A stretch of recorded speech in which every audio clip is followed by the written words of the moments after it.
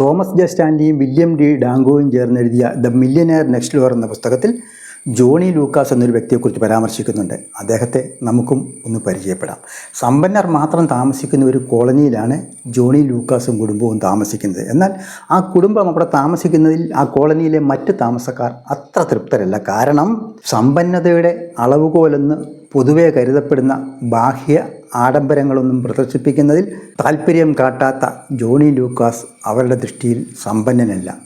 അവർ താമസിക്കുന്ന വീടിന് വലിപ്പം പോരാ, ആഡംബര കാറിലല്ല സഞ്ചരിക്കുന്നത്, വില കൂടിയ വസ്ത്രങ്ങളും ചെരുപ്പും വാച്ചുമൊന്നും ഉപയോഗിക്കുന്നില്ല.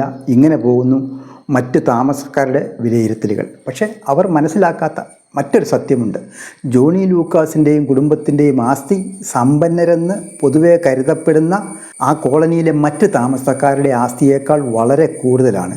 അദ്ദേഹത്തെ പുച്ഛിക്കുന്ന മറ്റ് താമസക്കാർ അവരുടെ വരുമാനം മുഴുവൻ അനാവശ്യങ്ങൾക്കും ആഡംബരങ്ങൾക്കുമായി ചെലവഴിച്ച് ഉയർന്ന ജീവിത നിലവാരം പ്രദർശിപ്പിക്കുന്നതിൽ മുഴുകിയപ്പോൾ ജോണി ലൂക്കാസ് ആകട്ടെ തൻ്റെ വരുമാനത്തിനുള്ളിൽ ജീവിച്ച് പണം മിച്ചം വന്ന പണം ഭാവിയിൽ വളർച്ച നേടിത്തരുന്ന പദ്ധതികളിൽ നിക്ഷേപിച്ച് സാമ്പത്തിക സ്വാതന്ത്ര്യം നേടുന്നതിനാണ് ശ്രദ്ധിച്ചത്. ഇങ്ങനെ സാമ്പത്തിക സ്വാതന്ത്ര്യം നേടുന്ന വ്യക്തികളാണ് യഥാർത്ഥ സമ്പന്നരെന്ന് ഈ പുസ്തകം ഊന്നിപ്പറയുന്നു.